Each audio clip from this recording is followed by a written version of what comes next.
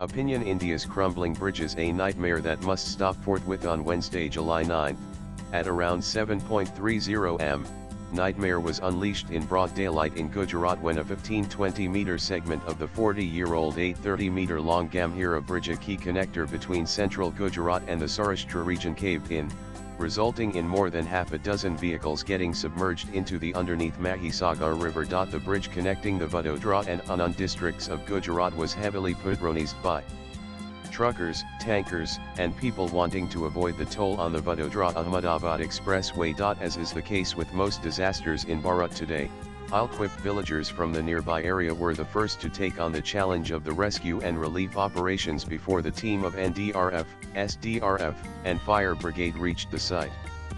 Ironically, but for an 8-wheeled tanker precariously hanging like a Damocles sword tethering at the brink of the ill-fated bridge, more vehicles could have drowned in the river, resulting in a much bigger casualty. The rescue and relief operations continued on the fourth day after the collapse of the Gambhira bridge over the Mahi River in Padra Taluka.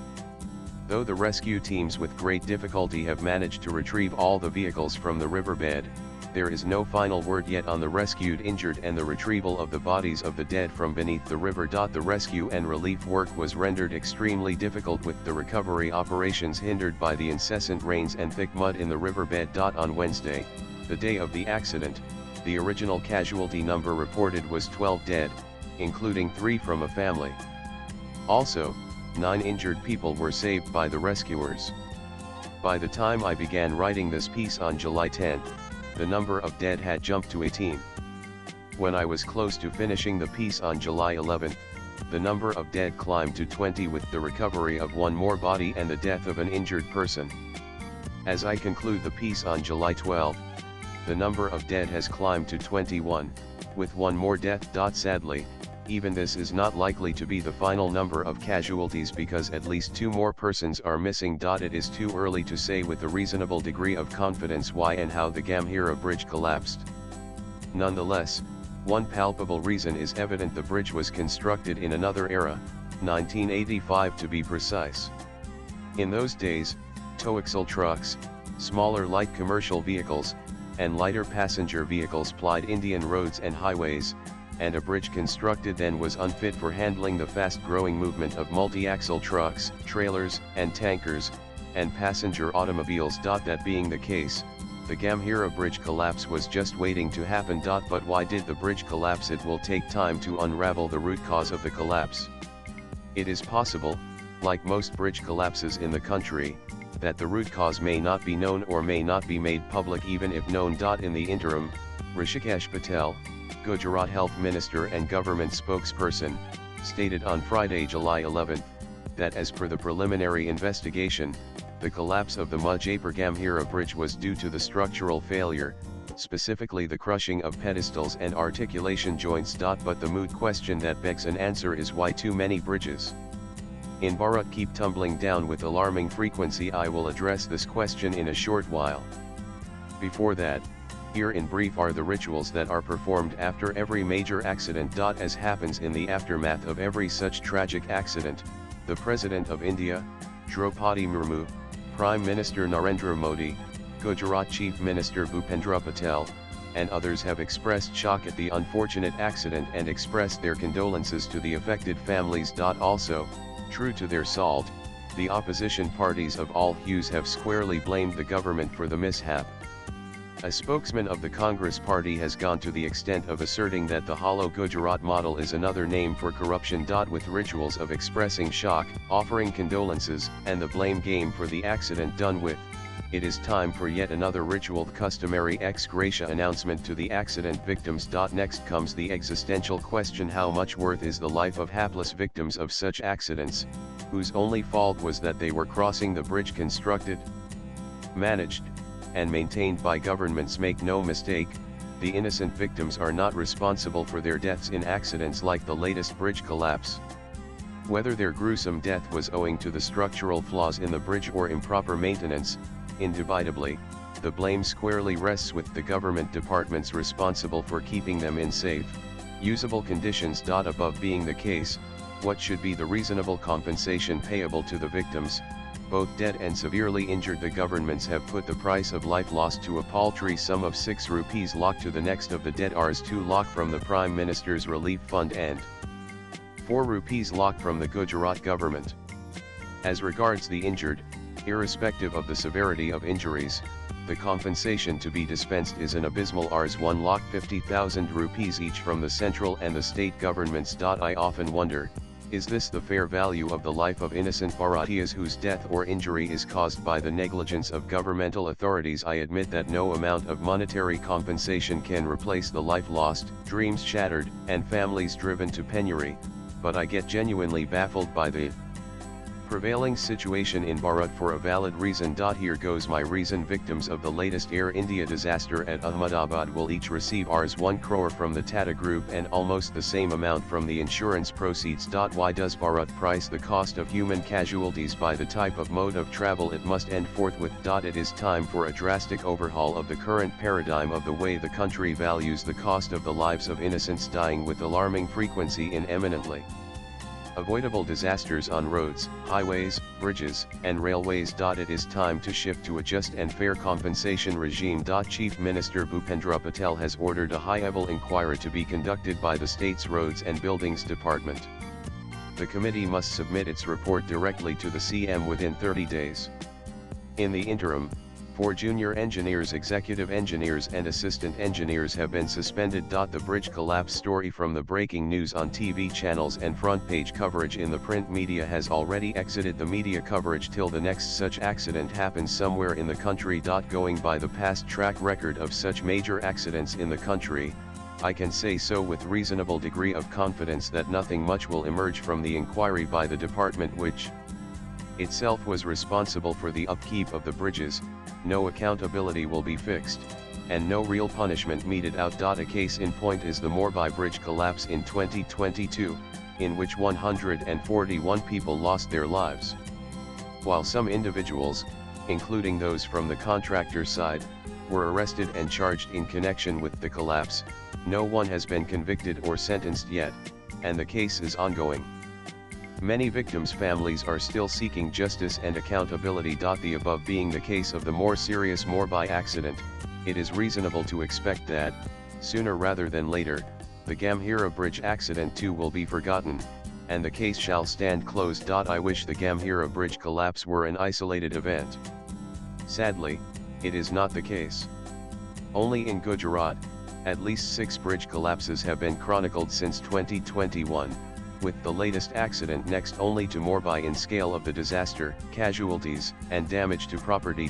Bridges continue to collapse in Bharat at an alarming frequency, some during construction, after completion, before inauguration, and during usage. A typical case is that of Bihar, where nearly 24 bridges collapsed in 2 years between 2022 and 2024, out of which 14 collapsed in just 1 month in 2024.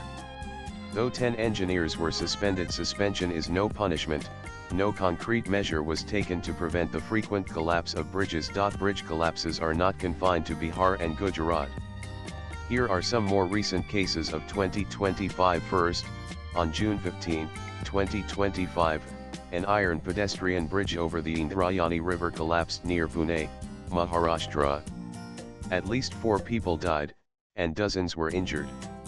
The reason for the collapse was ascribed to the overloading of the Britishara Bridge. Second, on May 3, 2025, at least 3 persons were killed and 2 others critically injured after a concrete slab fell on them during the construction of a bridge near Kannagar. The bridge was part of the 6-lane road conversion from the Kathajodi riverside of NH16 to Cuttack Netaji bus terminal CNBT. There were many more cases in 2024, 2023, and 2022. For example, Mumbai Ghatkapar 17 dead in 2024, girder failure of an under-construction railway bridge in Mizoram 30 dead in 2023, and the most gruesome Morbi Bridge collapse 141 killed in 2022. Moreover, the above is not even a partial story. A study published in 2020 in the international journal Structure and Infrastructure Engineering reported that between 1977 and 2020, Bharat accounted for the collapse of more than 2,130 bridges excluding culverts and pedestrian bridges, including many under construction. Alarmingly, the study further noted that while the average life of Indian bridges was 35 years, the global average was more than 50 years. At the same time, Indian bridges reported a 25% or higher mortality rate than the global average. The task of preventing bridge collapses begins with knowing how many bridges Bharat has, knowing their precise conditions through structural audits and frequent inspections, and taking timely preventive and corrective measures. When Bharat does not count its bridges properly, how can it have the framework of robust maintenance? Bridge construction and maintenance in the country are in the hands of many institutions: the Ministry of Road Transport and Highways, Indian Railways, Border Road Organization, state PWDs, city governments, and others. Worse, there is no uniform practice of inspection, structural audit, and taking other measures to prevent bridges from collapsing. With each agency maintaining its own records in its own way, India lacks a unified database of bridges, making it almost impossible to have a composite picture of the total number of bridges and their condition. Nonetheless, here is an attempt to quantify the problems per GOI Press Information Bureau data. As on January 4, 2019, there were 1,50,74 bridges on Indian Railways network. Also, as per another GOI data reported by the Ministry of Road Transport and Highways, as on 112,019, there were 1,72,517 bridges inventoried under the Indian Bridge Management System. If one adds the number of rail and road bridges constructed since 2019 and further adds up the bridges under state and city governments and organizations like BRO, it is highly probable that the country has no less than 500,000 bridges. Proper maintenance of 500,000 plus bridges in Indian conditions, where bridges are under continuous stress of fast-growing goods and passenger traffic, 90% of goods throughput and an equal percentage of passenger traffic, requires a robust maintenance paradigm and a move away from the HAL to high attitude. Bharat is today the most populous country in the world. It also boasts the world's second largest urban population after China. The current urban population is more than 1.5 times the total population of the USA. Also, the urban population will be 600 million by 2023 and 822,877 million by 2050. Also, the Indian economy is growing fast. By the end of 2025, Bharat will have the fourth largest economy, by 2028 the third largest economy of the world, and by 2047, it aspires to be a developed economy. Bharat also aims to be the manufacturing capital of the world. That being the case, roads and rail bridges in India must manage more fast-growing goods and passenger traffic without the periodic shock of caving in. And to increase bridges' life, their ability to carry fast increasing loads of traffic, the integrity and stability of the bridges must be enhanced many notches. The reasons for bridge collapses are well known. These include the design flaws, including but not limited to inadequate load-bearing capacity, improper material selection, or faulty engineering calculations compromising the structural integrity of a bridge, poor construction material and poor workmanship, comprehensive maintenance neglect and lack of proper inspection and audit, lack of upgradation in time to handle increasing traffic, overloading, and natural causes like floods and extreme weather conditions that impact the integrity of the bridges. Swipe left for next video. The list of causes of bridge collapses is myriad, but the nation has no option but to make bridges accident-proof using a robust combination of design, construction, and maintenance-related world best practices and Indian next practices. If cutting corners is not stopped today, if the collapse of bridges is not stopped forthwith, and concrete measures are not taken today to build and maintain bridges to the highest level of safety, it will not be consistent with the dream of making the country Viksit Bharat. The author is a multidisciplinary thought leader with action bias, India-based international impact consultant, and keen watcher of changing national and international scenarios. He works as president, advisory services of consulting company Barsil. Views expressed in the above piece are personal and solely those of the author. They do not necessarily reflect News 18's views. Latest blogs.